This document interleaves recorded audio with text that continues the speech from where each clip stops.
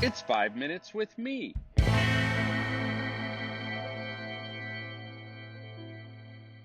Hey friends, Marko here. Welcome to 5 Minutes with Marko. I forgot to mention in last week's episode that last week's episode was episode 150.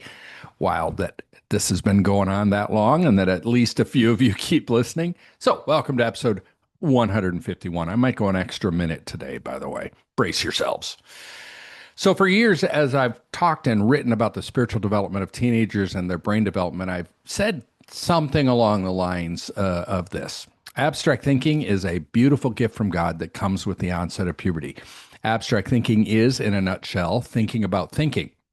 There are tons of implications, but the primary biggies are speculation, asking what if and why questions, and third person perspective, considering myself from somebody else's point of view, or considering someone else from someone else's point of view, or even considering an idea from someone else's point of view.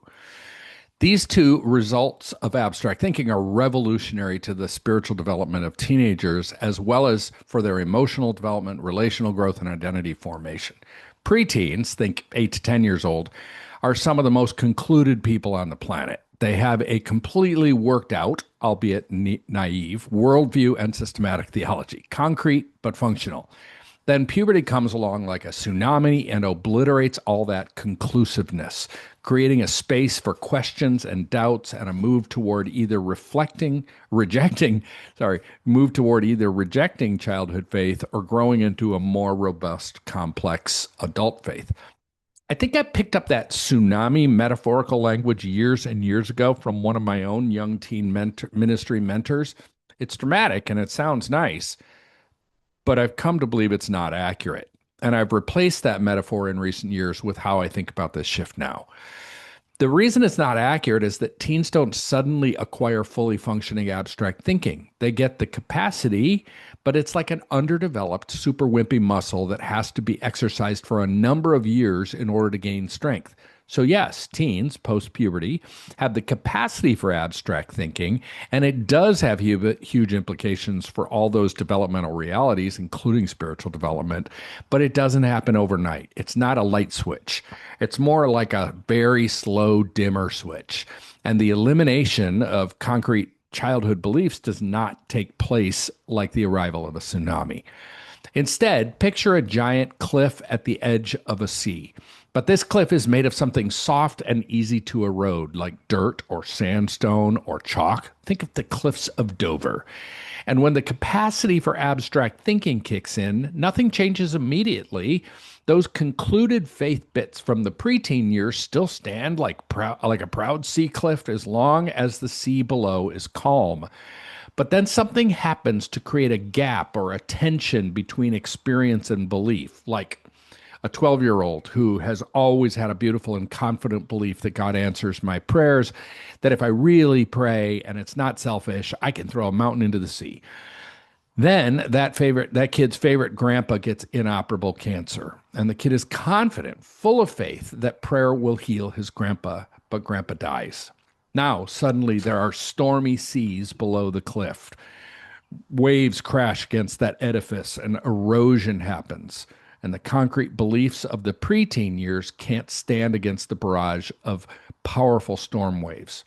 That 12-year-old or 14-year-old or 17-year-old now has three options. Number one, well, that didn't work. I guess I'll just discontinue my belief about prayer. This is probably the most common response, and it normally takes place at a subconscious level. This is also, by the way, the primary reason so many older teenagers and young adults walk away from a faith that was real and meaningful when they were younger. It's not that they wake up one day and think, let me consider everything I believe.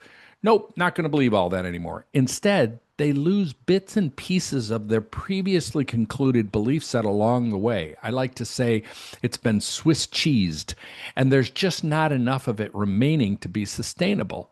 Second option, well, that didn't work, but it's all I have, so I guess I'll hold on to it. The problem with this subconscious option is that it leads to a set of beliefs that are held but not trusted. This is why so many of our churches are full of adults who consider themselves Christian, but their faith doesn't impact their daily living. And why should it, considering that it's an 8-year-old's faith? Jesus praises childlike faith, but not childish faith. Third option, the hardest one by far. Well, that didn't work. So I'm going to have to do some hard work to replace it. This is the route we want for teenagers, but it's not an easy path.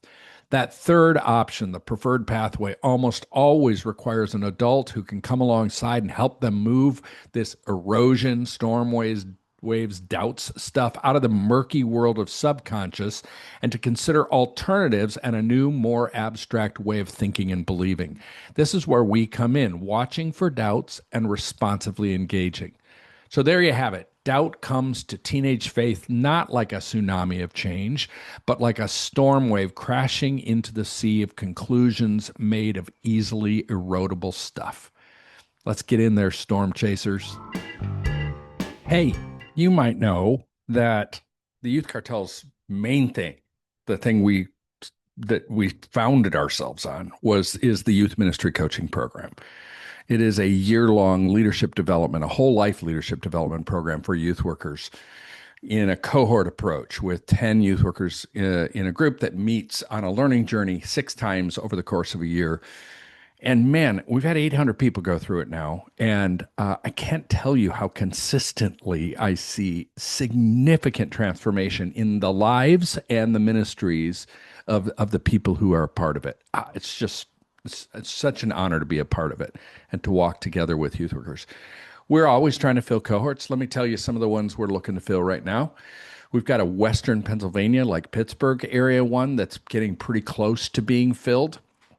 That one's going to be a hybrid cohort with 3 in-person meetings and 3 online meetings, which makes it more accessible for a lot of people and also a little bit less cost to it.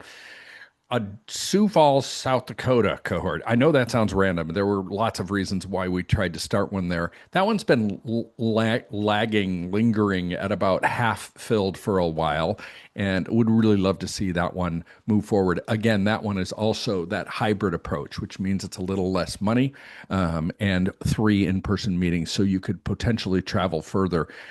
We've got one in Springfield, Illinois that's the same. We've got a Raleigh, North Carolina cohort forming that, and one in North Georgia, Atlanta area. We're thinking about reopening a San Diego one and a Denver one. All of those, just kind of let me know. Reach out to me. If you have any questions about this program, I'd love to connect with you. It's just the coolest thing ever. Hope you'll consider joining us. The Youth Cartel Podcast Network.